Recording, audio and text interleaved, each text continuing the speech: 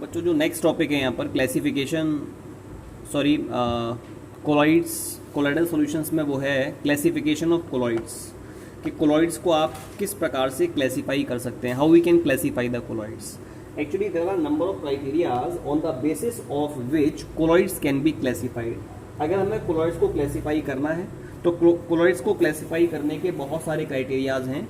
सबसे पहले बात करते हैं on the basis of the physical state of dispersed phase and dispersion medium. जो आपका डिस्पर्स्ड फेज है या डिस्पर्शन मीडियम है उनका फिजिकल स्टेट क्या है, सॉलिड है, लिक्विड है या गैस है, उसके बेसिस पर हमारे जो कोलॉइड्स होते हैं उनको हमने 8 कैटेगरीज में डिवाइड किया है। सबसे पहले बात करते हैं कि अगर आपका डिस्पर्स्ड फेज सॉलिड है और डिस्पर्शन मीडियम भी सॉलिड है तो ऐसे कोलाइडल सॉल्यूशन को बोलते हैं सॉलिड सोल। इसके कुछ एग्जांपल्स हैं जैसे alloys, gem stones, coloured glasses मैंने यहाँ लिखा नहीं है, वो भी इसका एग्जांपल होता है। तो such type of sols are called as solid sols और such type of colloids are called as solid sol. अगला, अगर हमारा डिस्पर्स्ड फेज सॉलिड के फॉर्म में हो और डिस्पर्शन मीडियम लिक्विड के फॉर्म में है, then such type of colloid is called as sol. Examples are paint, muddy water, ये इसके एग्जांपल्स होते हैं। ऐसे ही अगर हमारा डिस्पर्स्ड फेज सॉलिड है और डिस्पर्शन मीडियम लिक्विड है तो ऐसे सोल को बोलते हैं एरोसोल। एरोसोल का एग्जांपल होगा smoke as well as dust. Next one is gel. Gel क्या होता है, अगर हमारा डिस्पर्स्ड फेज लिक्विड है और डिस्पर्शन मीडियम सॉलिड है then such type of colloid is called as gel. Example हो जाएगा जेली, बटर। इमल्शन क्या होता है, एक ऐसा कोलाइडल सॉल्यूशन जिसमें डिस्पर्शन मीडियम और डिस्पर्स्ड फेज दोनों ही लिक्विड के फॉर्म में पाए जाएं। Such type of colloid is called as emulsion. Example is milk, hair cream, these are the examples of them. Next one is, if suppose your dispersed phase is liquid and dispersion medium is gas, then also it is called as aerosol. तो aerosol शब्द यहाँ पर 2 बार use हुए हैं, ये भी aerosol है और ये भी aerosol है। कहने का मतलब है अगर आपका डिस्पर्शन मीडियम गैस है और डिस्पर्स्ड फेज चाहे तो सॉलिड है चाहे लिक्विड है, in both the cases such type of colloid is called as aerosol. Example है इसका फॉग, मिस्ट, क्लाउड। अगर आपका डिस्पर्स्ड फेज गैस है और डिस्पर्शन मीडियम सॉलिड है then such type of colloid is called as solid form. इसका example होता है रबर, प्यूमिस स्टोन। ये काफी हल्का स्टोन होता है, बहुत लाइट वेटेड होता है, ठीक है।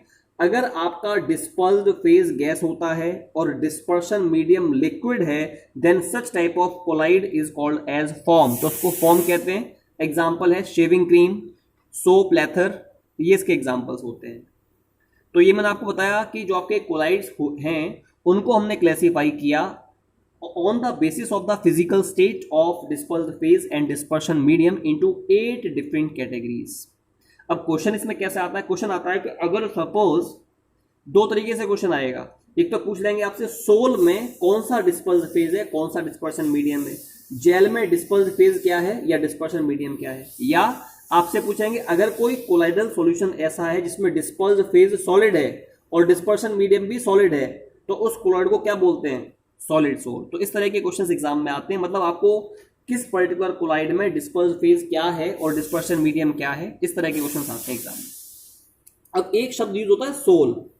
सोल क्या होता है, ऐसे कोलाइडल सॉल्यूशंस जिनमें फ्लूइड लाइक अपीयरेंस होता है, जिनमें फ्लो होने की टेंडेंसी पाई जाती है, फ्लूइड के जैसा अपीयरेंस होता है, such type of colloidal solution is called as sol. इस टाइप के कोलाइडल सॉल्यूशन को सोल कहते हैं, ठीक है।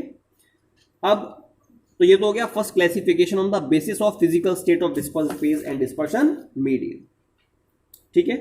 अब मैंने आपको बताया एक और चीज है इसमें, किसी भी पर्टिकुलर सोल को, जो भी आपके सोल्स होते हैं ना, उनमें डिस्पर्शन मीडियम क्या है, डिस्पर्शन मीडियम के आधार पर उस सोल का नाम दिया जाता है। जैसे अगर किसी कोलाइडल सॉल्यूशन में डिस्पर्शन मीडियम वाटर है तो उसको बोलते हैं aqua sol. Why sol, because it have the tendency to flow. Aqua का मतलब वाटर, वाटर के लिए हम एक्वा या हाइड्रा शब्द यूज करते हैं। इसी वजह से ऐसा सोल जिसमें डिस्पर्शन मीडियम वाटर होता है उसको बोलते हैं एक्वा सोल या हाइड्रोसोल। तो कहने का मतलब हो गया कोलाइडल सॉल्यूशंस को हम on the basis of dispersion medium we can classify them into several categories. अगर किसी कोलाइडल सॉल्यूशन में डिस्पर्शन मीडियम एयर है तो उसको हम बोलते हैं, उस सोल को बोलते हैं एरोसोल। अगर कोई सोल ऐसा है जिसमें डिस्पर्शन मीडियम अल्कोहल है, then it is called as alcosol. If dispersion medium is benzene, it is called as benzosol. So you can see that on the basis of the nature of dispersion medium, or on the basis of the dispersion medium, sols can be named into aquasol or hydrosol, aerosol, alcohol as well as benzosol. तो ये भी हमने first classification के बारे में बात की थी, जिसमें हमने कोलाइडल सॉल्यूशन को क्लासिफाई किया on the basis of the nature of dispersed phase and dispersion medium. So, on the basis of the physical state of dispersed phase and dispersion medium. अब कोलाइडल सॉल्यूशंस में dispersed phase और dispersion medium के बीच में affinity कैसी है, force of attraction कैसा है, उसके बेसिस पर हमने कोलॉइड्स को दो कैटेगरी में बांटा है. उनमें first category is lyophilic colloid and the second one is lyophobic colloid. तो अब क्वेश्चन यहां पर ये लायोफिलिक और लायोफोबिक कोलॉइड्स होते क्या है. लायो का मतलब होता है लिक्विड. लायोफिलिक शब्द दो शब्दों से मिलकर बना है, lyo plus philic. Lyo means liquid और फिलिक मीन्स लविंग. अगर कोई कोलाइडल सॉल्यूशन ऐसा है जिसमें डिस्पर्स्ड फेज और डिस्पर्शन मीडियम के पार्टिकल्स के बीच में स्ट्रॉन्ग एफिनिटी है, फोर्स ऑफ अट्रैक्शन ज्यादा है, then such type of sol, such type of colloid is called as lyophilic colloid. Example होता है इसका स्टार्च सोल, सेल्यूलोज का कोलाइडल सॉल्यूशन, प्रोटीन का colloidal solution, gum etcetera. These are the examples of lyophilic sols. ऐसे ही lyophobic colloids क्या होते हैं. लायोफोबिक शब्द दो शब्दों से मिलकर बना है, लायो प्लस फोबिक. लायो का मतलब लिक्विड और फोबिक का मतलब होता है हीटिंग. हीटिंग का मतलब ये हो गया ऐसा कोलाइड जिसमें डिस्पर्स्ड फेज और डिस्पर्शन मीडियम के पार्टिकल्स के बीच में लेस एफिनिटी पाई जाती है, कम एफिनिटी पाई जाती है. Such type of sol is called as lyophobic sol. उसको बोलते हैं लायोफोबिक सोल. ठीक है. अब क्वेश्चन यहां पर ये लायोफोबिक सोल्स के एग्जांपल्स क्या हैं. जो भी आपके मेटल सोल्स होते हैं, मेटल के सोल्स जैसे गोल्ड सोल, सिल्वर सोल, इनको बोलते हैं लायोफोबिक सोल. ऐसे ही जो आपके मेटल कंपाउंड्स के insoluble salts of insoluble metal compounds, insoluble metal के कंपाउंड्स के जो सॉल्ट्स होते हैं वो भी आपके लायोफिलिक कोलॉइड का, लायोफोबिक कोलॉइड का एग्जांपल होता है. जैसे कि मेटल ऑक्साइड्स, ठीक है, metal sulphides, they are the examples of lyophobic colloids. ये आपके लायोफोबिक कोलॉइड्स के एग्जांपल्स होते हैं. अब एक क्वेश्चन ये भी है कि लायोफिलिक और लायोफोबिक कोलॉइड्स को हम लोग कैसे डिफरेंशिएट कर सकते हैं. How we can differentiate lyophilic as well as lyophobic colloids, इनके बारे में बात करेंगे.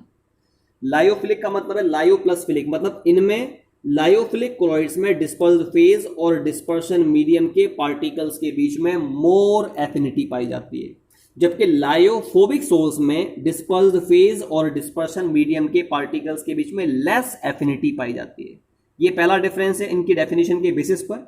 दूसरा है लायोफिलिक जो सोल्स होते हैं वो नेचर में रिवर्सिबल होते हैं, they are reversible in nature, जबकि लायोफोबिक जो कोलॉइड्स होते हैं वो नेचर में इरिवर्सिबल होते हैं, ये इरिवर्सिबल हैं. Lyophilic colloids are found to be stable in nature, जबकि जो लायोफोबिक कोलॉइड्स होते हैं वो लेस स्टेबल होते हैं. तीसरा है, अगर आपको लायोफिलिक कोलॉइड को बनाना है तो इनको बनाना बहुत आसान है. हमें केवल डिस्पर्स्ड फेज और डिस्पर्शन मीडियम को सिंपली मिक्स करना है, तो उसके फलस्वरूप आपका लायोफिलिक कोलॉइड बन जाता है. जबकि लायोफोबिक कोलॉइड को बनाने के लिए some specific methods are required. कुछ स्पेसिफिक मेथड्स हैं जिनके द्वारा ही लायोफोबिक कोलॉइड्स को बनाया जा सकता है. Next point of reference is, जो भी आपके लायोफिलिक कोलॉइड्स होते हैं they can be prepared from organic materials, जैसे स्टार्च, गम, जिलेटिन, ये ऑर्गेनिक मटेरियल है. इन्हीं से हम लायोफिलिक कोलॉइड को बना सकते हैं. जबकि लायोफोबिक कोलॉइड की बात की जाती है, इनको हम लोग इनऑर्गेनिक मटेरियल से बना सकते हैं, जैसे कि मेटल्स, मेटल के इनसॉल्युबल सॉल्ट्स जैसे metal oxides as well as metal sulphides. इनके द्वारा इनऑर्गेनिक मटेरियल्स, इनऑर्गेनिक कंपाउंड्स के द्वारा ही लायोफोबिक कोलॉइड्स को बना सकते हैं. तो ये मैंने आपको बताया लायोफिलिक और लायोफोबिक कोलॉइड्स के बारे में. तीसरा है difference on the basis of the nature on the basis of the nature of dispersed phase and dispersion medium. Dispersed phase और डिस्पर्शन मीडियम का के पार्टिकल्स के बीच में नेचर कैसा, उनका नेचर क्या है, डिस्पर्स्ड फेज और डिस्पर्शन मीडियम के पार्टिकल्स का नेचर क्या है, उसके बेसिस पर हम कोलाइड्स को 3 कैटेगरी में बांटते हैं। पहला है multi molecular colloids, second one is called as macro molecular colloids and third one is known as associated collides.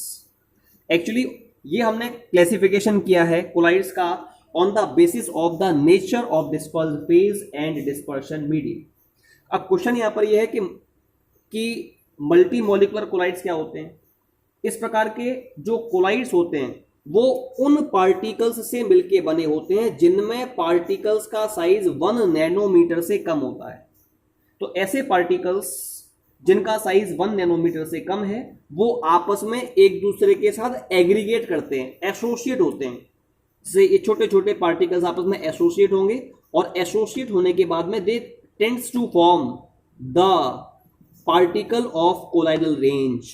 ये कोलाइडल रेंज के पार्टिकल्स को बनाने की टेंडेंसी रखते हैं by association, by the aggregation.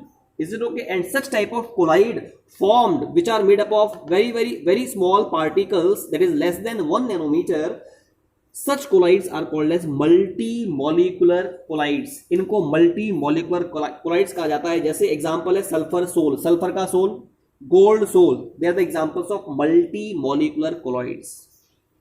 अब क्वेश्चन यहां पर यह है कि मैक्रोमोलिकुलर कोलाइड्स क्या होते हैं। वो कोलाइड्स जिनमें पार्टिकल्स का साइज खुद कोलाइडल रेंज का होता है। किसका होता है? Colloidal range. कोलाइडल रेंज क्या है? 1 to 1000 नैनोमीटर।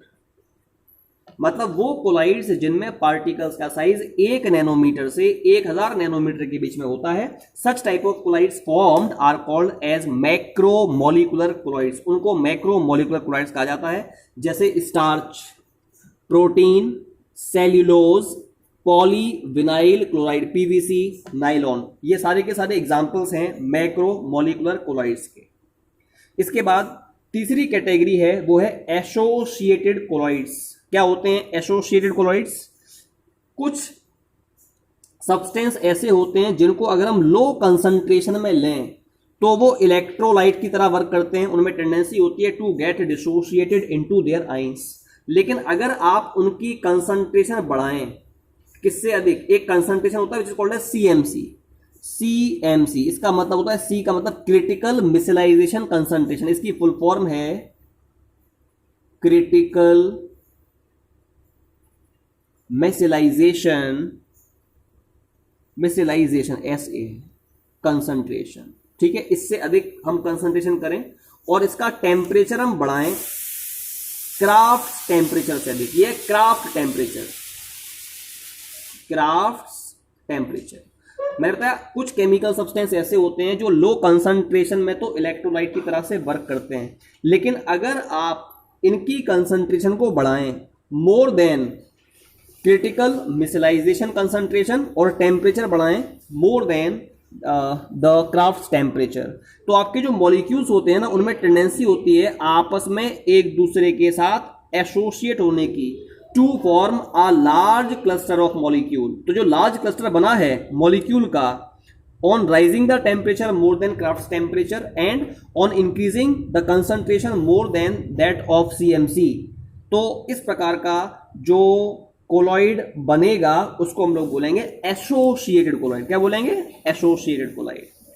तो यहां पर हमने डिस्कस किया मल्टी मॉलिकुलर, मैक्रोमोलिकुलर और एसोसिएटेड कोलाइड के बारे में। अब एक क्वेश्चन यहां पर ये, इसका एग्जांपल क्या होता है? एसोसिएटेड कोलाइड का जो एग्जांपल होता है वो होता है मीसल फॉर्म्ड बाय सोप। जो सोप के मॉलिक्यूल्स होते हैं वो मीसल्स का फॉर्मेशन करते हैं, तो वो इसके एग्जांपल्स हैं एसोसिएटेड कोलाइड्स के।